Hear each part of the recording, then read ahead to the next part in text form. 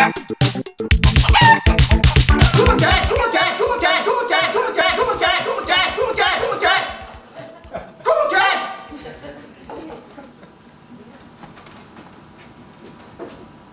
not Ken. What? It's not Ken. Hi. What are we gonna do? Well, all we can do. Lay our cards on the table, play the game. Lay our cards on the table, play the game! Poker face. Poker face. So what's your name, Ken? Your name, Ken, tell us your name. Diego. Zago. Zago.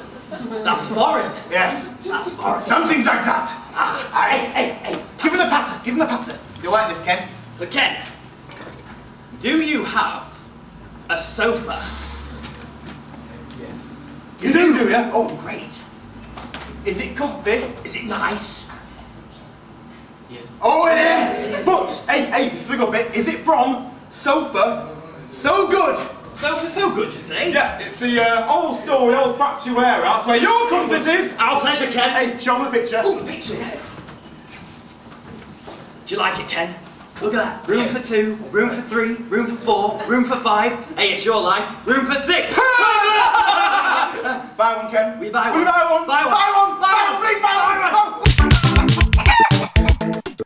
Croydon's not really the problem. I think moving back with my folks, that's been a bit of an issue. I mean, I moved back with my mum, and with my mum's not too much of a problem. I think it's with my dad.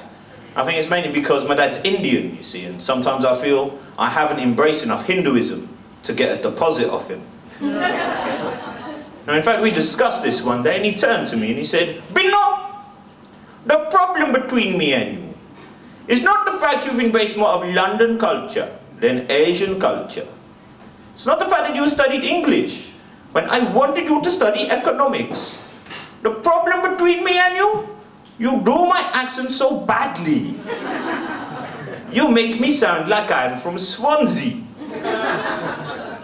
People do say things to me they wouldn't say if I was more obviously Asian though. Like, well, you'd say your dad's Indian, but you don't look it. Well, my mum's Irish, but you don't see me down in the Guinness and 1 and quoting the Pogues wherever I go. And in fact, because of the way I am, people do say things to me they wouldn't say if I was more obviously Indian. I'll give you an example. I was getting a cab ride recently, just an easy 5-mile ride. Unfortunately though, about 1.5 miles down the road, the cabbie, he started on the Indian gags. So I made a point to him, and to his credit he apologised. And he knocked £2 off the lift. Another 1.5 miles down the road though, he started on the Irish gags. So I made him a point again, and to his credit he apologised. And he knocked another £2 off the lift. Now, just as we were getting to the end destination, he started on the gay gags. Now I'm not, but fuck it. Of course, the next day I did have to drive him home.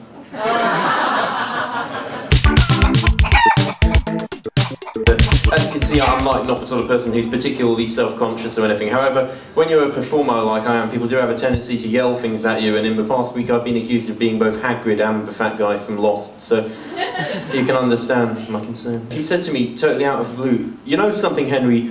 You look like Jesus, only more evil." You know. And he said it as if it was a compliment, you know, as if I was supposed to go, "Well, I suppose I do."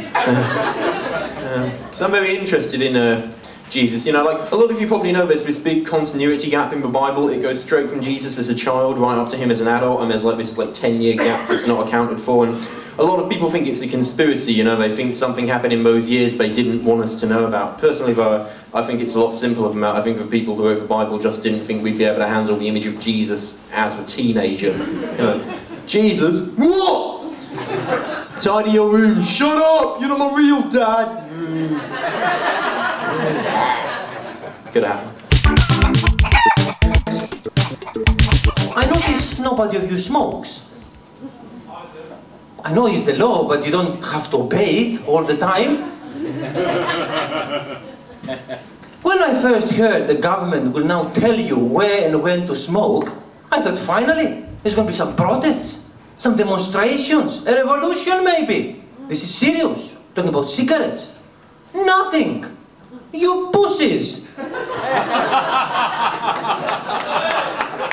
When 3 or 4 years ago the Greek government decided to tell us where and when to drink, they wanted to close the bars 4 o'clock in the morning.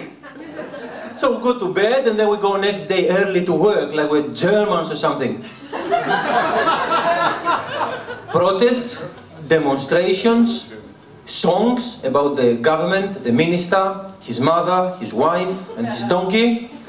2 months, it took 2 months. The law was taken back and the minister fucked off. Result. Guys, this is serious. This is an assault on our character. Character, a good word, a Greek word. This, with the smoking ban, is an assault on democracy itself. Democracy, yeah? Another good word, a Greek word. This smoking ban is fascism. Huh? Fascism, a bad word. It's Latin, you see?